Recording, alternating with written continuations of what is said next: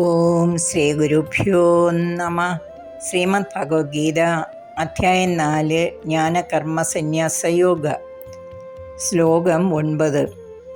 ജന്മകർമ്മച may Divyam ഏവം യോ വേത്തി തത്വതഃ ത്യക്ത്വാ ദേഹം പുനർജന്മ നൈതി മാമേതി സോർജുന. ജന്മകർമ്മച മേ ദിവ്യം ഏവം യോ വേത്തി തത്വതഃ ത്യക്ത്വാ ദേഹം പുനർജന്മ നൈതി മാമേതി സോ അർജുന. അല്ലയോ അർജുന, എൻ്റെ ദിവ്യമായ ജന്മത്തെക്കുറിച്ചും കർമ്മത്തെക്കുറിച്ചും താത്വികമായി അറിയുന്ന ഒരാൾ മരണാനന്തരം വീണ്ടും ജനിക്കുകയില്ല.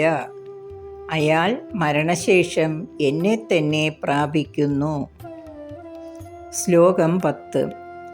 വീതരാഗഭയക്രോധ മന്മയാ മാമുപാശ്രിതാഃ ബഹവോ ജ്ഞാനതപസ്സ പൂതാ മദ്ഭാവമാഗതാഃ.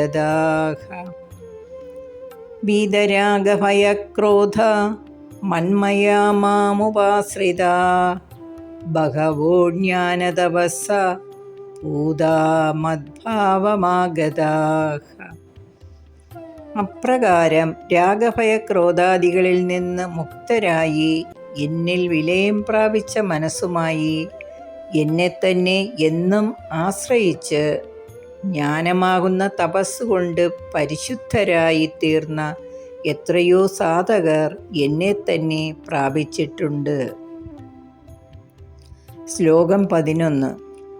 യേ യഥാ മാം പ്രപദ്യന്തെ താം തഥൈവ ഭജാമ്യഹം മമ വർമാനുവർത്തന്തെ മനുഷ്യാ പാർത്ഥ സർവശഃ. യേ യഥാ മാം പ്രപദ്യന്തെ താം തഥൈവ ഭജാമ്യഹം മമ വർമാനുവർത്തന്തെ മനുഷ്യാ പാർത്ഥ സർവശഃ. അല്ലയോ അർജുന, ആരെ എപ്രകാരം എന്നെ ഭജിക്കുന്നുവോ അവരെ അപ്രകാരം തന്നെ ഞാൻ സ്വീകരിച്ച് അനുഗ്രഹിക്കുന്നു. എന്തെന്നാൽ എല്ലാവരും അവരവരുടെ അഭീഷ്ടമനുസരിച്ച് ചെയ്യുന്ന ഉപാസനാരൂപമായ സകല പരിശ്രമങ്ങളും എന്നിൽ എത്തിച്ചേരാനുള്ള മാർഗങ്ങൾ തന്നെയാണ്. ശ്ലോകം 12. കാംക്ഷന്ത കർമ്മണാം സിദ്ധിം യജന്ത ഇഹ ദേവതാഃ ക്ഷിപ്രം ഹി മാനുഷേ ലോകേ സിദ്ധിർഭവതി കർമ്മജാ.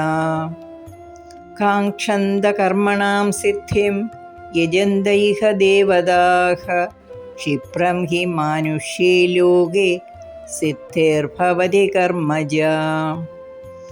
ഈ ലോകത്തിൽ കർമ്മഫലമായ സുഖഭോഗങ്ങൾ സിദ്ധിക്കണമെന്ന് ആഗ്രഹിക്കുന്നവർ പലതരം ദേവന്മാരുടെ പ്രീതിക്കായി സഗുണോപാസന ചെയ്യുന്നു.